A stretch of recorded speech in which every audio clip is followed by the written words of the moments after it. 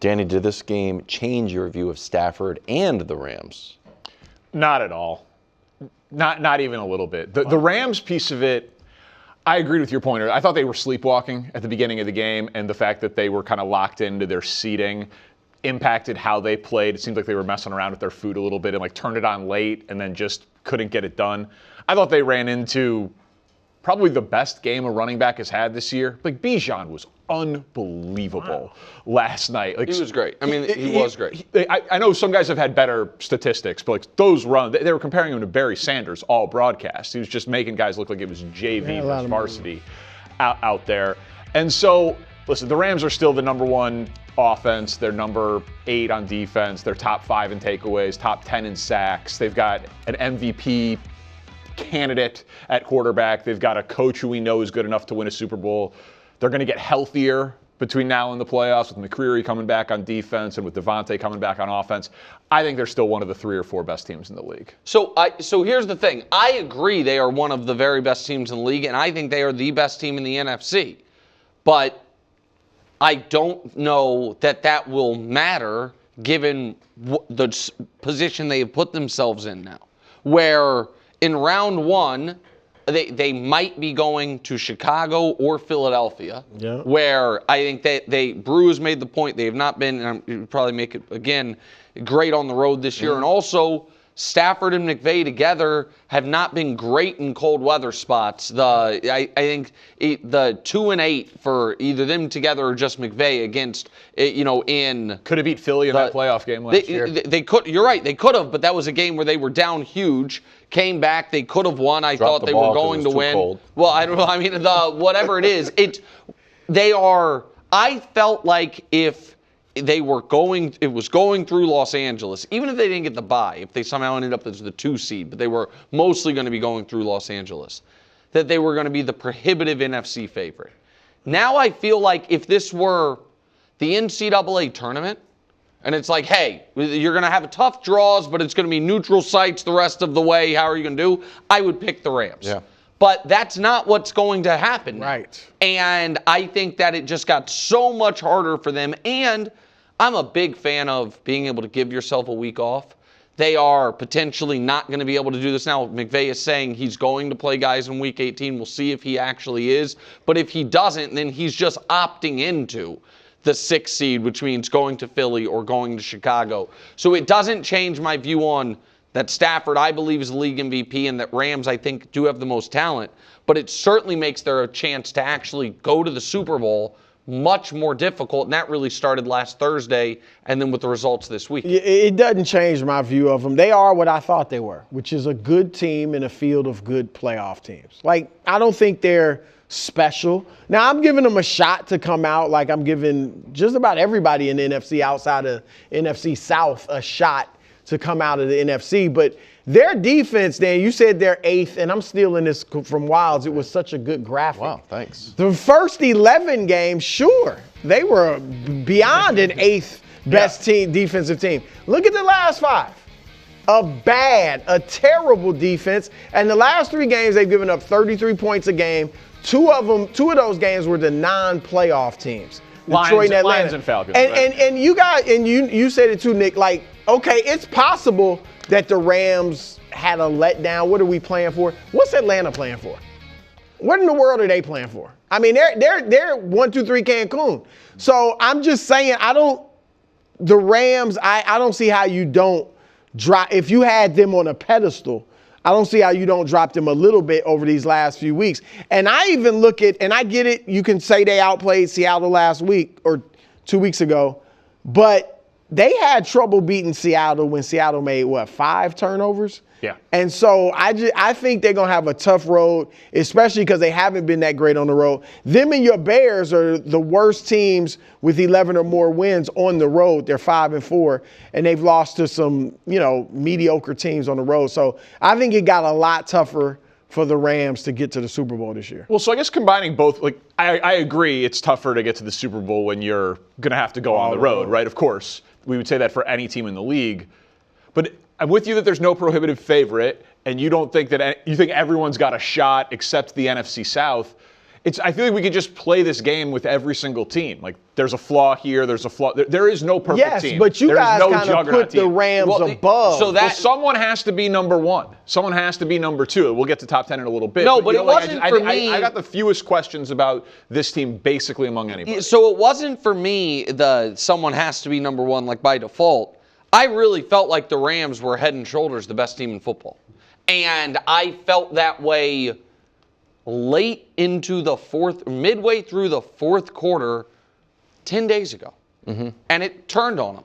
Like they did not finish that Seattle game, and that then led to yesterday where, again, I can't prove it, but I think that had they handled business against Seattle and felt like now we just have to beat bad teams and it's home playoffs for us, they wouldn't have come out flat. They would have been extra rest, ready to go against Atlanta. And so that is when you don't have, Seattle being as good as they've been and the Niners being as good as they have been all year meant that the Rams having this really special season where Stafford was running away with MVP. Mm-hmm. They had dealt with a lot of defensive injuries early in the year and overcome them. It wasn't going to matter. And then in my opinion, a half quarter, they lost focus when they thought they had Seattle dead.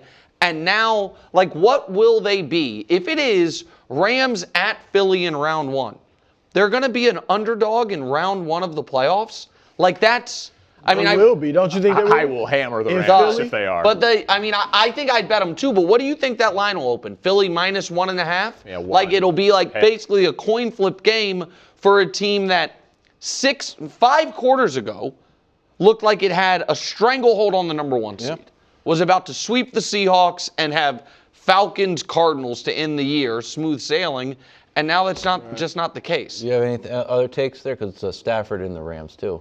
I think that I love Bruce Ballot as a segment, and I talk about and think about MVP every week of the season, too. Yeah. But I think we do a disservice to the award. Because I honestly... You mean not talking about it every week? Yeah, and acting like it's the AP ballot. I think that does make a difference. I agree with you that it didn't used to be as a focal point 17 weeks out of the year. Hold on, now it is. What are we talking about? He's talking about, what do you go? What are we talking about? We're doing a disservice to discussing it? The ability, should last night's game carry more weight than a week 5 Wait, threw 3 interceptions, lost the game. Not more, but it should carry weight. No, but so it should carry some weight. They were neck and neck, right? They weren't neck and neck. That's where I will, because I think you understand what you're saying, but maybe not. Did their game have an effect on the MVP? You don't think last night should have any impact? Of course it should. It should be one data point out of 17. But, so I think comparing it to an AP ballot, I hadn't heard it put that way. I think that's exactly what I was trying to get to earlier. And I just didn't phrase it properly. When it is like the college football top 25, if the number one team loses and the number 2 team wins, obviously number 2 becomes number 1 and number 1 drops. Yes. I think what you're saying, and I hadn't thought about it this way, is when we do it where Stafford's 1 and Drake's 2, Drake had a great game, Stafford had an awful game, so obviously Drake should move ahead of him. It assumes that they were neck and neck. I did not feel. But they were 1 and 2. They were 1 and 2, but I didn't feel like going into this week that they were neck and neck. I felt like the gap was this. Okay. And now after this week, the gap is this. If one guy had 5 touchdowns in 2.5 quarters and the other guy had 3 interceptions? Yes, that's why this guy moved up and this guy moved down. But I don't. But the idea that it's one data point in 17, like you'd have a conversation like, well, Drake May versus the Raiders in September when we were wearing shorts and T-shirts.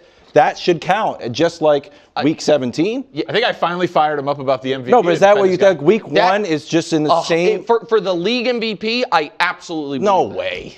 No possible way that you're going to be looking at this and say, well, week 1 against the Raiders, Drake wasn't dominant? Well, no, so hold on. I think that you can, I think that for the Patriots, I don't totally understand the argument. I don't think you're arguing it's not. It is a full season. If it's one data point that all games in 17-week season should be looked at independently, and there's no recency bias, and Week 17 against the Jets should be treated just like Week 1 against the Raiders, and Matthew Stafford's recent game with 3 interceptions should be weighed the same as a game earlier in the year when he had 4 touchdowns. Yeah. That's what I'm saying. I disagree with that. Okay. I am pro recency bias, and I don't think weighing the Raiders game Week 1. So when we talked about it, when we talked about it earlier, and I said that what feels unfair about it is if you took the schedule and shook it up and reordered it, that Stafford would win the award not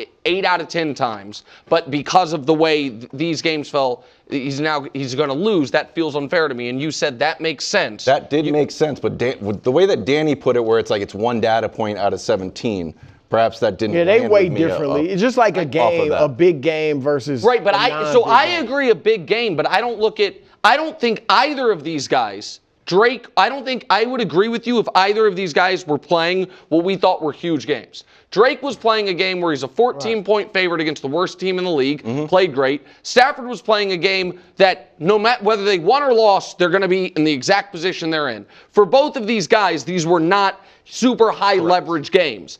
And so it does not weigh a lot more to me. To be fair, it wasn't a higher leverage game for Stafford because they have already given away the NFC West. And we were basically almost on the verge of taking the AFC East. So we earned our way into not having it a big game. They've earned their way in the Seahawks game of losing their division. Yeah, and so that's where to me, that's where the strength of schedule stuff comes in and all of it. But I guess. Listen, I was trying to argue with Danny. Here's the other thing, though. Not since 2008 has a quarterback won MVP without a 1 or 2 seed. And I know Drake might be the 3 seed. Why you been sitting on that for the whole show? I was waiting for Danny to come in here like Stafford's the MVP. Stafford's the MVP. I'm sorry, we started talking Rams. The Prince's performance enough to crack Top 10 Tuesday.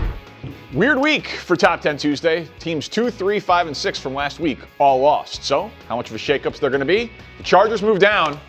This is the lowest that I can possibly have Justin Herbert. It's in my contract. It's in the fine print. With how well he is playing right now, it is the lowest I can have him. And yeah, the eye test, absolutely. How well is he playing?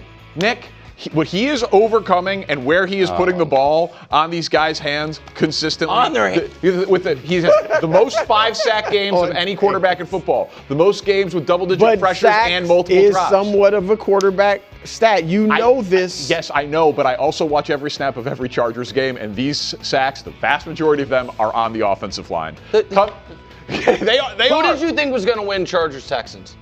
The Chargers. And they lost, and so I dropped them. And stay tuned for where the Texans come in. At number 9, the 1 seed Denver Broncos. This is as shaky as a 1 seed gets. I'm sorry, I like their defense. They have 13 wins. 11 of them are by 1 score. That is tied for the most in NFL history in the Super Bowl era with the Chiefs from last year and the Vikings from 2022. They are now undefeated in games where Bo Nix has a passer rating under 80. It's pretty remarkable. Coming in at number 8, what do you make of the Philadelphia Eagles? They're back in the graphic for the first time in about a month. 2 graphics here. 1, sometimes they just don't score. Shutout in a half 4 or more times this season on a list with the Browns, the Titans, and the Raiders. Like, what do I do with that? I'm like, well, how are they the 8th best team in football? Because since their bye in Week 9, they have actually surpassed the Broncos and the Texans and anyone else you would consider. They've been the best defense in football. And they've played good team, really good quarterbacks and really good teams. Best scoring defense, 2nd best passer rating against. I don't know. So I'm putting them in at number 8. Number 7, we got a grouping of teams here that are really good on one side of the ball and really bad on the other. Man, the Bears' defense is bad, but man, their offense is really good. Dropped them 4 spots. I did not think the Niners were going to win that game. Was very impressed with them. We'll get to them in a second. But Caleb is playing he's got 6 touchdowns, no picks, passer rating over 100 in his last 3 games. They're still running the ball at will. Their offense is dangerous. Their defense, when they're not getting takeaways, is a big problem. Even though they did get takeaways, it was still a problem. Coming in at number 6, speaking of a team that's good on offense but bad on defense, the Niners. It's very similar profile, frankly, to the Bears. Great offense, horrible defense, but the Niners just beat the Bears. So for this week, they get to be 1 spot ahead of them. Coming in at number 5, and yes, head-to-head matters sometimes. Coming in at number 5, the Houston Texans. I want to put this up, and you guys just soak it in with me, because this is the team that nobody wants to play. I think every team would say we don't want to play Houston, because they've played a ton of playoff teams a ton of times. That middle column is what the playoff team averages, their average points per game. Column on the right is how many they scored against the Texans. Shout out to your Jaguars. One of the times they actually... Really? The Jags putting it on the Texans and the Broncos is something. Well, that's why they're going to be a top 4 team, it looks like. We'll get to why their placement is. But seriously, the number of playoff teams that they have done that to is wildly impressive. Coming in at number 4, it is not. The New England Patriots. Top 3 team. Drake May, if he wins the MVP, unbelievable season. Can he have the best year 2 season in NFL history? This is the grouping of year 2 quarterbacks who have won MVP. Mahomes. Okay, Mahomes' statistical season obviously is way better, but he didn't win a Super Bowl. Kurt Warner is the only year 2 NFL quarterback. I'm going to go ahead and say Kurt Warner's going to have had a better year. Well, we'll see if Drake May can go win the Super Bowl. That is still in play because Drake May's numbers are better. To see the numbers. Drake May's numbers are better than Kurt Warner's in '99? Some of them are. Yeah, and some of them are very in line. But also, weird year 2 quarterback. He was 28 years old. He had played professional football. He had played professional football before. Not exactly a comparison of a year 2 quarterback. And here's the Jags. Coming in at number 3, the Buffalo Bills. I'm moving them up off the loss. That's wild. Up off the loss? Up off the loss. I mean, this is... They just played the 8th team. They held... And got beat at home. And they held the Eagles to 3.1 yards per carry, less than 85 yards rushing. And I'm not... This is how I see the league. Josh Allen makes that throw 9 times out of 10. And you'd have no problem with... What was this final score? 13-12. Who? Eagles. Okay. I'm just wondering. Yeah, but... It head-to-head mattered when I was like, wow, I'm really impressed with the Niners. In this spot, congrats to the Eagles for getting in the graphic. I'm not bumping you up too much when your last wins were against the Raiders and the Commanders. 3 other teams held the Eagles to 0 points in the second half. What about holding Saquon to 3 yards a carry? He hadn't had a great year. They got awkward meetings. Okay, he had been running great the last couple of weeks. I was impressed, and I think if the Bills won that game and Josh makes a pass he makes 9 times out of 10, they'd be just fine. Coming in at number 2, like I said, I'm not moved by the Rams from last night. Weird game, weird spot. I still love everything that there is on this team, and I think they're going to only get better with their health come playoff time. And at number 1, it remains the Seattle Seahawks. They don't only win, they bludgeon people. Best point differential in the NFL this year by a considerable margin. Got to be looking, outscoring them by. I know exactly what he's doing because I know exactly. Go ahead. Brew, perfect top 10. I'm getting the vibes here. That I thought it was good, and then I realized that, much like, listen, once upon a time I put up a graphic, and I forget who the quarterback was, but it was an old white quarterback, and the picture we used was Jacoby Brissett. And so it was an embarrassing graphical error that I had to own. It was my mistake. I've never forgotten a team exists, and it feels like you did when you made your top 10. So I'll let Brew go, but my gripe is obvious. I'm going to be quick. The Rams at number 2, I just showed they've been one of the worst defenses in the league the last 5 weeks. Yeah. They just lost to a non-playoff team that maybe like the Rams had absolutely nothing to play for. And they're a 5th seed at best. Like, I don't see how in the world they're the number 2 team, but... It's not the standings. And go ahead, Nick. Go ahead. No, I mean, go ahead. Show the top 10. I wonder if there's a team that has beaten half the top 10, including bludgeoning most of them. A team that has a better record than everyone on this list except for a couple teams. And a team that won last week, and you said 5 of your top 10 lost, so it was hard. So certainly a team that was in the top 10 and won wouldn't fall off, but the Jags did. Oh, it was a close game against the Colts. Same with the Seahawks when they played the Colts. That was a 2-point win. The Jags' losses this year are to your number 1 team, your number 2 team, and your number 5 team, who they also beat. Now, they've beaten your number 5 team, your number 6 team. They have annihilated your number 9 team and dog-walked your number 10 team. They're 12-4. They are in alive for the 1 seed. There is no argument to not have them in the top 10. It's not a problem. It's not a problem. Nick, you once said that if we're talking about the show or the football, that it's on the record, even if it's not, Yeah. We watched that Jaguars game together, and you said, Trevor's not playing well. Yeah, he wasn't, and they won anyway. Against a terrible team. Yep. He will either have to play Justin Herbert or Josh Allen in round one of the playoffs. playoffs. He's played Justin Herbert in the playoffs and outplayed him. He will lose. He's played Justin Herbert in the playoffs and outplayed him. That's first of all. I don't Second trust of all, him. he might have to play C.J. Stroud, who they played this year and beat. They're the one team on your stupid list from before that nobody could read, the Texans, 1,000 numbers on it, where they had more points than they averaged. They're the only one. That was nice. What are we talking about? It's hard to justify the that. Trevor Wells I don't know how we didn't watch the Chargers game together. You know what I would have said if I watched Justin Herbert throw it late and high over the middle for an interception in the red zone? I would have said he's not playing well. I mean, what are you talking about? Okay. We'll see in the playoffs. Your whole argument is that while I was drinking one of the awful beers you brought to my house, I said Trevor Lawrence wasn't playing well. I told him I didn't have beer. He brought 4 loose Blue Moons because it's what was in it. He didn't stop and get anything. Whatever. He's like I had it in an old grocery sack, just 4 clanging around. How's that relevant? That's a good friend. No, pull over and buy beer. Yeah. I mean loose beers. No. Loose, just 4 loose Blue Moons. I brought orange. Brew brought a full 6-pack. Now it was Mike's Hard Lemonade that's still there, but at least he stopped at the store and got it. Gentlemen, it is time now to hand out our Week 17 superlatives, the good, the bad, and the ugly from a crazy weekend in the NFL. What do we got first? Most dominating Week 17 performance. I'm going Bijan Robinson. What? Call it prisoner of the moment.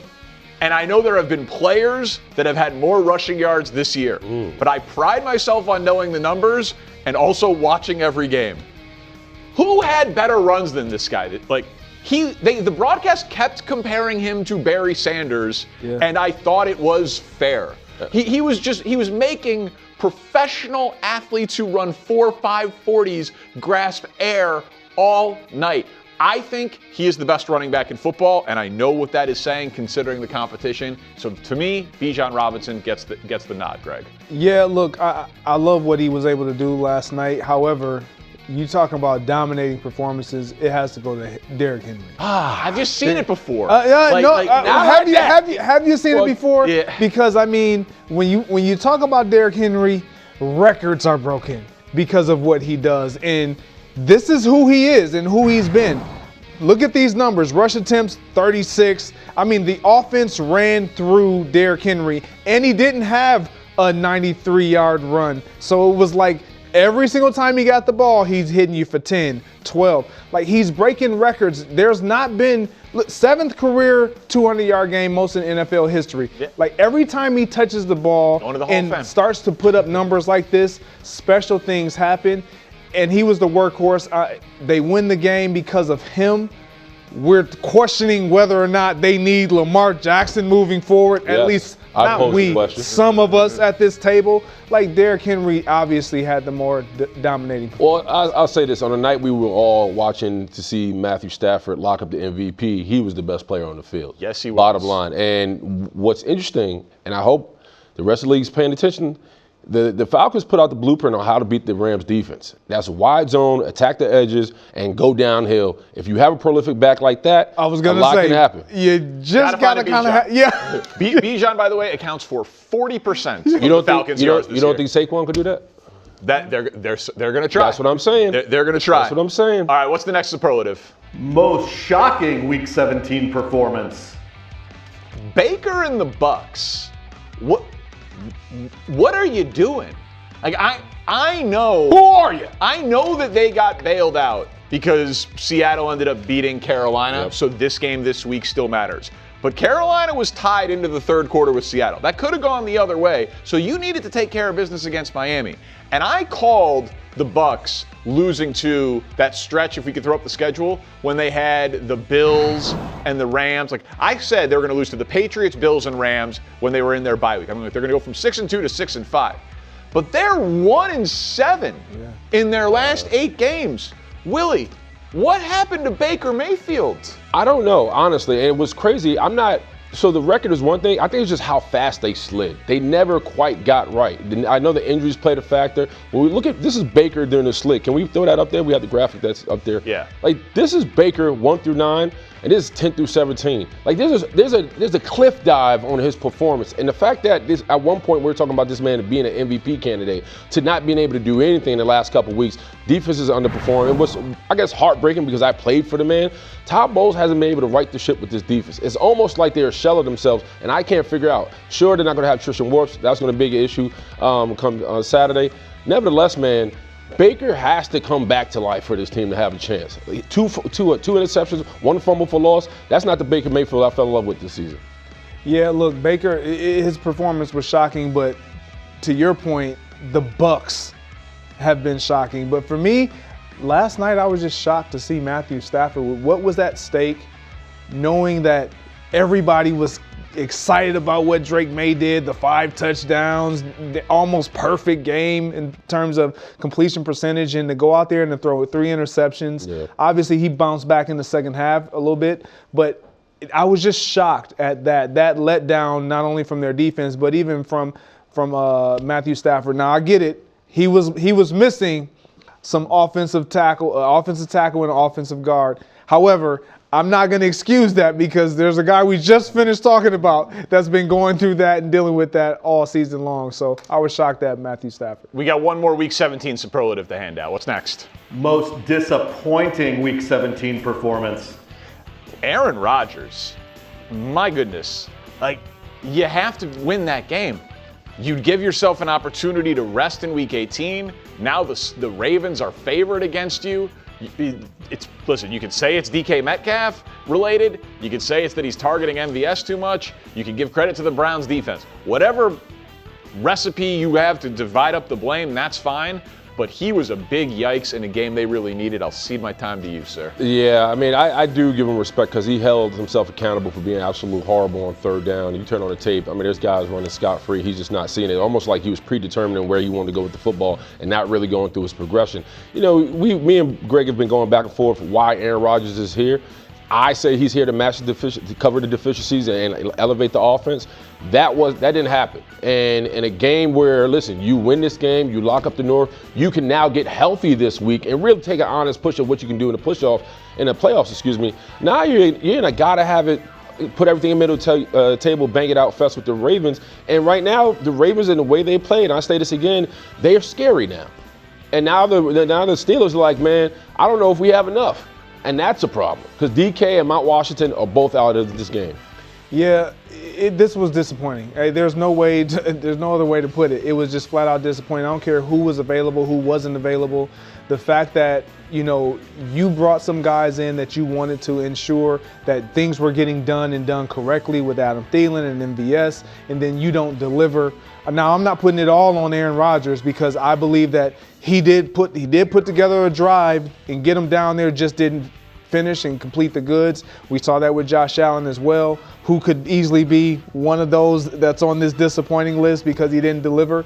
But what they weren't able to do solely falls on the shoulder of Aaron Rodgers because he was talking about being on a team that has something to play for, and now you have everything on the line in Week 18, and we're going to see what you have to do. After that game that I saw from Aaron Rodgers, and they're playing the Ravens this week. And what you saw from the Ravens. Well, yeah. I mean, which team has the better quarterback?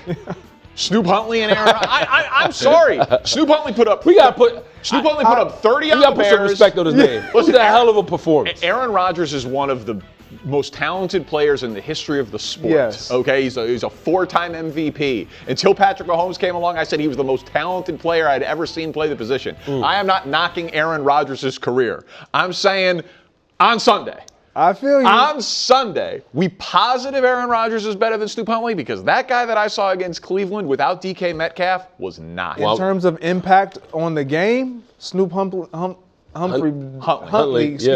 will probably definitely have greater impact because of his ability to get outside the pocket. It's a fair question, Willie. That's all I'm saying. I hate it. Thanks for watching. Subscribe here to get more from the show and to check out clips from other shows on FS1.